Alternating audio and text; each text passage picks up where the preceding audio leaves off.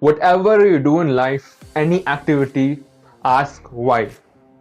Ask why are you doing this? Is it adding value to your life?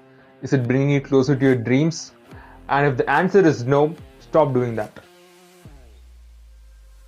Do you want to be in the top 2%? Are you really serious about achieving all your goals and dreams? Then you have to watch out for your habits, what you do on a daily basis. Because what you do on a daily basis affects what you can achieve in a lifetime and what you will become in a lifetime. So if you're interested, continue watching this video. The first point is waking up early. Why should you wake up early? Does it have any added benefit?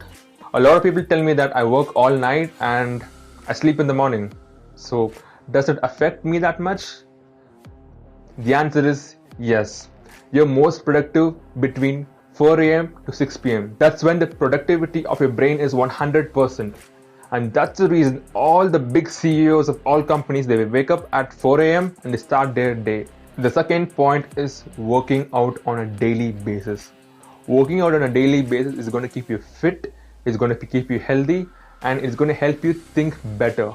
Believe it or not, physical activity has a tremendous effect on the way you think and the way you perceive things. Let me give you two scenarios.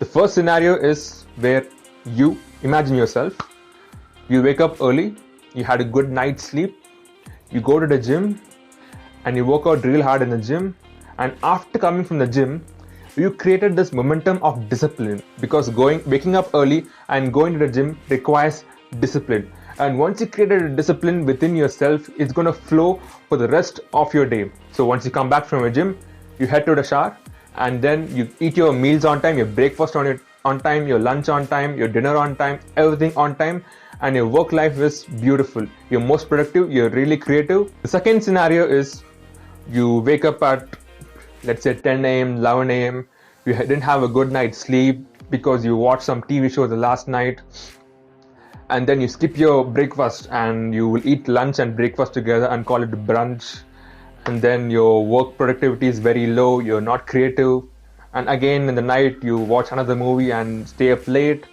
and again this process repeats on and on and on. The choice is yours. You can be person number 1 or person number 2, and after you've taken a choice, don't look back and regret. If you have a poor lifestyle, don't look back once you're in your 60s, 70s and being like, I could have done better, because you won't have much time to change. The biggest asset we young people, if you're in your early 20s or early 30s, the biggest asset all of us have is time. Because if you consider money as an asset, if you lose money, you can always make money. But if you lose time, you lost it forever. The third point is similar to the previous point. It is working out your mind. Like you work out your body, are you working out your mind? When was the last time you worked out your mind? Think about it for a second. When was it? Now, what do I mean by working out your mind? Your mind is like a muscle. Same like our body. Your chest, your biceps, your triceps. So if you don't work out your muscle, what happens to your muscle? It becomes weak, it turns into fat, and you don't look good. Your muscles don't look good. It becomes fat. The same thing with your mind. If you do not work out your mind becomes weak. Your mind is not creative, your mind is not productive at all. So how do you work out your mind? Similar to bodybuilders following a diet, we should follow a diet for our mind. So what do I mean by diet? There are two forms of content, a good content and a bad content. So what do I mean by good content? Good content is the video you're watching right now. This is going to help improve your life. Another example can be any podcast or any book, any skill that you're learning, any course you've taken up online to enhance your skills. All of these are good contents. So what is bad content? Bad content is reading a lot of news, spending too much time on social media, or even watching too much movies. All of this are bad content, and they mold and shape the way you think in a negative way. If you want to have a healthy mind, a mind that will help you achieve your goals and your dreams, you need to choose what form of content you consume on a daily basis.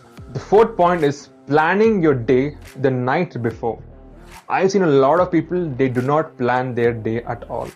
They just wake up and they go with the wind. They go where their mind takes them, they go where their friend calls them. No. If you let your mind control you, you're done. You will never achieve your goals. You must be the one who controls your mind. Detailed planning. And by detailed planning, I mean they plan their 6 a.m., 7 a.m., 8 a.m. till their 10 p.m. They plan every hour. And the problem with that is we are not robots. We can't follow a routine for like 12, 18 hours. We need to have some form of flexibility. We need to have some air to breathe. The correct form of planning is having a basic structure for your day. The first half, what do you want to do? Second half, what do you want to do? By what time do you want to finish your work? This is the correct form of planning because this kind of planning gives you some air to breathe. The fifth point is doing something creative that is outside your domain. Let's say if you're a computer science student, learning guitar or learning swimming, which is not related to computer science, is going to give you a different perspective on how you view computer science domain. To explain this point more effectively, let me give you a story about Steve Jobs.